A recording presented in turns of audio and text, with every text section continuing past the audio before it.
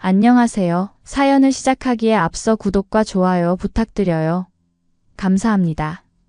사연 시작해 볼게요. 저희 가족은 아빠, 엄마, 그리고 저 이렇게 세 식구였어요. 아빠는 친할아버지, 친할머니가 돌아가시면서 남겨주신 재산이 꽤 있었죠. 할아버지께서 평생 모은 땅들이 있었는데 그 덕분에 저희 집은 부족함 없이 잘 살 수 있었어요. 물론 부모님도 그 위에 안주하지 않으시고 정말 열심히 일하셨죠. 할아버지가 남겨주신 땅들이 개발되면서 값이 엄청나게 올랐어요. 아빠는 그 땅들을 팔아서 번화가에 있는 상가 건물을 사셨죠. 정말 좋은 투자였어요. 그 건물 2층에서는 엄마가 미용실을 운영하셨고 아빠는 집에서 가까운 곳에 카센터를 열어서 운영하셨어요. 두 분 다 사업 수완이 좋으셔서 재산도 계속해서 늘려가셨죠. 저는 그런 부모님 덕분에 정말 좋은 환경에서 자랄 수 있었어요. 대학도 서울 소재 좋은 대학을 나왔고 졸업 후에는 대기업에 취직할 수 있었어요.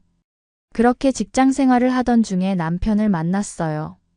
남편은 의대를 졸업하고 레지던트 과정을 막 끝낸 의사였죠. 처음 만났을 때부터 성실하고 진실한 사람이라는 느낌을 받았어요. 외모도 준수했고 무엇보다 환자들을 대하는 모습이 정말 따뜻해 보였거든요. 하지만 남편의 집안 사정은 저희와는 많이 달랐어요. 홀어머니이신 시어머니와 시누이, 그리고 남편 이렇게 세 식구로 사셨죠. 시아버지는 남편이 중학생일 때 다른 여자와 바람을 피워서 이혼하셨다고 들었어요. 결혼 후에 시어머니께 자세한 얘기를 들어보니 시아버지가 바람을 한 번이 아니라 여러 번 피셨다고 하더라고요. 시어머니는 몇 번은 참고 살았는데 결국 참을 수 없어서 이혼했다고 말씀하시면서 힘들었던 과거를 털어놓으셨죠. 그런 아버지를 보고 자란 시누이는 결혼에 대한 트라우마가 있어서 결혼도 안 한다고 하더라고요. 이해가 갔어요. 시어머니는 혼자서 두 아이를 키우느라 정말 고생 많이 하셨어요. 온갖 일을 다 하면서 남편을 의대까지 보내셨고 시누이도 대학을 졸업시키셨죠. 시누이도 하나뿐인 남동생인 남편을 위해서 많은 것들을 포기하면서 헌신했다고 들었어요. 학비도 보태주고 용돈도 주고요. 남편과 결혼할 때 시댁 형편이 어려워서 신혼집은 저희 집에서 마련해줬어요. 마침 좋은 조건의 급매물이 나와서 부모님이 바로 계약을 해주셨죠. 시어머니와 시누이는 저를 정말 좋아해 주셨어요. 처음 인사드릴 때부터 저를 엄청 마음에 들어 하셨죠. 시어머니는 항상 저를 예뻐해 주시면서 좋은 며느리라고 말씀해 주셨어요. 시누이도 마찬가지였고요. 오히려 제가 부담스러워 할까봐 연락도 자주 안 하시고 조심스러워 하실 정도였어요. 그렇게 저희는 정말 행복한 신혼생활을 시작했어요. 남편도 저를 정말 잘 대해줬고 시댁 식구들과도 아무 문제 없이 지냈죠. 시어머니는 종종 반찬을 만들어서 집에 가져다 놓으시곤 했어요. 맞벌이라 바쁜 저희에게는 정말 고마운 일이었죠. 결혼한 지 2년쯤 지났을 때 남편이 개인 병원을 차리고 싶어 한다고 했어요. 그런데 정말 운 좋게도 아빠 상가 건물에 자리가 하나 비게 됐거든요. 아빠는 남편을 정말 좋아하셔서 선뜻 그 자리에 병원을 차려주신다고 하셨어요. 사위가 의사인데 당연히 도와줘야 한다고 말씀하시면서 많은 것을 지원해 주셨어요. 시어머니와 시누이는 정말 고마워하셨죠. 눈물까지 흘리시면서 감사하다고 인사하시더라고요. 남편의 병원은 개원하자마자 잘 됐어요. 위치가 좋고 남편의 실력도 좋아서 환자들이 많이 오셨거든요. 저도 회사 다니느라 바빴고 남편도 병원 일로 바빴지만 정말 알차고 행복한 시간들이었어요. 그렇게 2년 정도 더 지났을 때 저에게 기쁜 소식이 있었어요. 임신이 된 거였죠. 모든 가족이 정말 기뻐했어요. 시어머니는 눈물을 흘리면서 기뻐하셨고 시누이도 고모가 된다며 좋아했죠. 친정부모님도 마찬가지였고요. 하지만 행복은 오래가지 않았어요. 임신 10주 차에 정기검진을 받으러 갔는데 아이의 심장이 뛰지 않는다고 하시더라고요. 순간 머릿속이 하얗게 변했어요. 결국 수술을 받아야 했죠. 그때 정말 힘들었어요. 아이를 지키지 못했다는 자책감과 아이를 잃은 슬픔으로 매일매일이 지옥 같았어요. 밥도 제대로 못 먹고 잠도 못 자고 아무것도 하기 싫었죠. 그때 시어머니와 시누이가 정말 큰 힘이 되어 주셨어요. 시어머니는 괜찮다고 위로해 주시면서 아이는 또 생길 수 있으니 지금은 몸부터 추스르 라고 말씀해 주셨어요. 시어머니는 매일 집에 와서 저를 돌봐주셨고 시누이도 자주 와서 제 곁에 있어 주었어요. 남편도 많이 위로해 줬고요. 그렇게 조금씩 일상을 되찾아갔어요. 하지만 여자의 직감이라는 게 정말 무섭더라고요. 어느 날 밤 남편이 자고 있는데 남편 핸드폰에서 메시지 알림음이 울렸어요. 그냥 넘어갔으면 좋았을 텐데 왠지 모르게 마음이 불안해서 핸드폰을 봤어요. 그게 판도라의 상자일 줄은 몰랐죠. 화면에 떠 있는 메시지를 보는 순간 숨이 막혔어요. 어떤 여자가 보낸 메시지였는데 거기에는 초음파 사진이 첨부되어 있었거든요. 그리고 우리 아기 어떻냐며 벌써 이렇게 컸다는 메시지가 있었어요. 손이 떨렸어요. 더 올라가서 대화 내용들을 봤는데 너무 충격적이었어요. 남편이 다른 여자와 바람을 피고 있었고 그 여자가 남편의 아이를 가진 거였어요. 제가 아이를 잃은 지 2달도 채 안 됐는데 말이에요. 참을 수 없어서 남편을 깨워서 이게 뭐냐고 소리를 질렀어요. 남편은 순간 당황하더니 핸드폰을 낚아채면서 변명을 늘어놓기 시작했어요. 미안하다면서 정말 미안하다고 실수였다고 한 번만 용서해달라고 빌었어요. 그렇게 며칠 동안 빌었어요. 하지만 배신감과 분노가 너무 컸어요. 제가 아이를 잃고 슬퍼하고 있을 때 다른 여자와 그런 짓을 했다는 게 너무 충격이었거든요. 그런데 남편도 사과하다 지쳤는지 갑자기 태도가 돌변했어요. 원하는 대로 해주겠다고 언제까지 이렇게 숨막히게 살아야 하냐고 오히려 저에게 화를 내더라고요. 어이가 없었어요. 지금 누구 때문에 이 지경이 됐는데 오히려 저한테 화를 내다니요. 그래서 이혼하자고 했어요. 더 이상 남편을 믿고 살 자신이 없다고 말했죠. 결국 모든 사실을 시어머니와 시누이에게 알릴 수밖에 없었어요. 두 분은 저를 찾아와서 계속 미안하다고 빌었어요. 시어머니는 자기가 자식을 잘못 키웠다고 정말 미안하다고 하면서 눈물을 흘리셨어요. 시누이도 할 말이 없다면서 지 아빠를 닮을 게 없어서 저런 걸 닮았냐고 한탄했죠. 이혼하기로 했다고 말씀드렸고 시누이도 면목이 없다고 하면서 제 의견을 존중하겠다고 말씀하시고 두 분 다 돌아가셨어요. 그런데 그날 밤에 모르는 번호로 전화가 왔어요. 받았더니 그 상간녀였어요. 자기가 임신했는데 아이 나오기 전에 빨리 정리하고 집 비워줬으면 좋겠다고 하더라고요. 어이가 없더라고요. 뻔뻔함의 끝판왕이었어요. 그래서 제가 이 집이 제 거라면서 뭘 비워달라는 거냐고, 뭐가 그렇게 당당하냐고, 남의 남편이랑 바람핀 주제에 뭘 잘했다고 이러는 거냐고 했어요. 그러자 그 여자가 말도 안 되는 소리를 늘어놓더라고요. 바람이 아니라 사랑이라면서 의사 남편 뺏기니까 억울하냐고 하더라고요. 정말 뻔뻔했어요. 그래서 제가 말했죠. 뻔뻔하다면서 어차피 그 병원도 우리 친정아빠 거라고 그 사람 직업만 의사지 가진 거 하나 없는 빈털털이라고 했어요.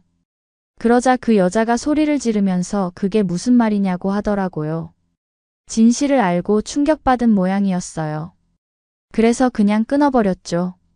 결국 저희는 이혼했어요. 친정에서도 남편에 대해 크게 배신감을 느꼈죠. 특히 아빠가 정말 화가 나셨어요. 사위로 믿고 병원까지 차려줬는데 이런 배신을 당했으니까요. 당장 병원도 빼버리셨어요. 남편은 계속 빌었지만 이미 늦었어요. 다른 여자를 임신까지 시켜놓고서는 용서를 구한다고요? 절대 용서할 수 없었어요. 이혼 과정에서 재산 분할도 별로 할 게 없었어요. 집도 제 명의였고 병원도 친정아빠 건물이었으니까요. 남편이 가져갈 수 있는 건 거의 없었죠. 위자료도 상당히 받았고요. 이혼 후에 여러 경로를 통해 남편과 그 여자의 근황을 들을 수 있었어요. 남편은 결국 그 여자와 결혼해서 시댁에서 같이 산다고 하더라고요. 하지만 시어머니와 시누이가 그 여자를 좋게 볼 리가 없잖아요. 시아버지가 바람펴서 그렇게 고생하면서 살았던 분들인데요. 제가 듣기로는 그 여자를 사람 취급도 안 한다고 하더라고요. 시어머니는 며느리라고 부르지도 않고 시누이는 아예 말도 안 섞는다고 했어요. 남편도 병원을 잃고 나서 다른 병원에 고용의 형태로 들어갔는데 월급쟁이가 되니까 수입이 확 줄었다고 하더라고요. 그 여자가 원했던 의사 남편의 모습과는 거리가 멀어진 거죠. 그렇게 몇 달이 지나고 그 여자가 아이를 낳았다는 소식을 들었어요. 하지만 결국 그 여자는 아이를 낳고 얼마 안 되어서 도망갔다고 하더라고요. 현실이 자신이 생각했던 것과 너무 달랐나 보죠. 시댁에서는 냉대받고 남편은 월급쟁이가 되어서 예전만큼 벌지도 못하고 육아는 혼자 해야 하고 꿈꾸던 의사 부인의 삶과는 완전히 달랐을 거예요. 결국 아이만 시댁에 두고 연락도 안 된다고 들었어요. 시어머니가 손자를 키우게 됐다는 소식도 들었고요. 시어머니도 이미 나이가 많으신데 손자까지 키워야 하는 상황이 된 거죠. 남편도 결국 혼자가 됐어요. 아이 엄마는 도망가고 아이는 시어머니가 키우고 자신은 월급쟁이 의사로 전락했으니까요. 정말 인생이 어떻게 될지 모르는 것 같아요. 저는 이혼 후에 오히려 더 자유로워졌어요. 스트레스도 없어지고 마음의 평화를 찾았죠. 회사 일에도 더 집중할 수 있게 됐고 친구들과의 시간도 늘어났어요. 부모님도 처음에는 걱정하셨지만 제가 밝아진 모습을 보시고는 이혼을 잘했다고 말씀하세요. 특히 아빠는 그런 배신자와 사는 것보다 혼자 사는 게 낫다고 하시면서 저를 지지해 주셨어요. 그 후로 시어머니가 한 번 연락하신 적이 있었어요. 시어머니는 정말 미안하다면서 꼭 행복하게 살라고 하시더라고요. 가끔 그 상간녀가 생각날 때가 있어요. 지금 어디서 뭘 하고 있을까 궁금하기도 하고요. 아마 현실을 깨닫고 후회하고 있을 거예요. 의사 남편을 꿈꿨지만 결국 얻은 건 아무것도 없었으니까요. 남편을 뺏는다고 해서 그 남편의 모든 것까지 따라오는 게 아니라는 걸 뒤늦게 깨달았을 거예요. 전화로 그렇게 당당하게 굴던 그 여자가 결국 아이만 낳고 도망간 걸 보면 정말 인생이 아이러니하다는 생각이 들어요. 자신이 이겼다고 생각했겠지만 실제로는 아무것도 얻지 못한 거죠. 결국 남편도 그 여자도 모든 걸 잃었죠. 남편은 사랑하는 아내를 잃었고 병원도 잃었고 아이 엄마도 도망갔어요. 그 여자는 꿈꾸던 의사 부인의 삶 대신 냉대받는 며느리 생활과 홀로 육아하는 현실을 마주했고요. 저는 오히려 더 자유로워지고 행복해졌어요. 진짜 소중한 게 무엇인지도 깨달았고 제 자신의 가치도 다시 한번 확인할 수 있었어요. 앞으로는 더욱 당당하게 살아갈 생각이에요. 그리고 언젠가 정말 좋은 사람을 만나서 진짜 행복한 가정을 꾸리고 싶어요. 이번에는 정말 신중하게 인성부터 제대로 검증해서요. 인생은 정말 예측할 수 없는 것 같아요. 하지만 중요한 건 어떤 상황에서도 당당하게 대처하는 것이라고 생각해요. 저는 그렇게 했고 결과적으로 더 나은 삶을 살게 됐으니까요. 한 달 전에는 남편이 직접 찾아온 적도 있었어요. 정말 미안하다면서 다시 한번 기회를 달라고 빌더라고요. 하지만 이미 끝난 일이라고 단호하게 말했어요. 그 여자와 결혼해서 아이까지 낳았으면서 지금 와서 뭘 하자는 건지 이해가 안 됐거든요. 남편이 말하기로는 그 여자가 도망간 후에 정말 후회가 많이 됐다고 하더라고요. 저와 함께했던 시간들이 얼마나 소중했는지 그제서야 깨달았다고 했어요. 하지만 이미 돌이킬 수 없는 강을 건넜죠. 제가 냉정하게 말했어요. 후회는 선택을 잘못했을 때 하는 거라고 이미 선택한 결과에 대해서는 책임을 져야 한다고요. 그리고 다시는 제 앞에 나타나지 말라고 했어요. 남편은 그 후로 연락하지 않고 있어요. 아마 정말 끝이라는 걸 받아들인 것 같아요. 최근에 들은 소식으로는 남편이 지금 정말 힘들게 살고 있다고 하더라고요. 병원을 다시 차릴 자본도 없고 고용의 형태로 일하다 보니 수입도 전만 못하고 시어머니는 손자 키우느라 힘들어 하시고요. 시누이도 남편에게 정말 실망했다고 하더라고요. 바람을 피우다니 정말 아버지를 닮았다면서 한동안 말도 안 했다고 들었어요. 지금은 시누이도 남편과 조금씩 관계를 회복하고 있다고는 하지만 예전 같지는 않다고 해요. 신뢰가 한번 깨지면 회복하기가 정말 어려운 것 같아요. 반면에 저는 정말 새로운 삶을 살고 있어요. 회사에서도 승진 기회가 생겼고 새로운 프로젝트도 맡게 됐어요. 일에 집중할 수 있게 되니까 실력도 늘고 성과도 좋아졌거든요. 결국 시간이 모든 걸 증명해 주는 것 같아요. 누가 옳고 누가 그른지, 누가 현명한 선택을 했고 누가 어리석은 선택을 했는지 말이에요.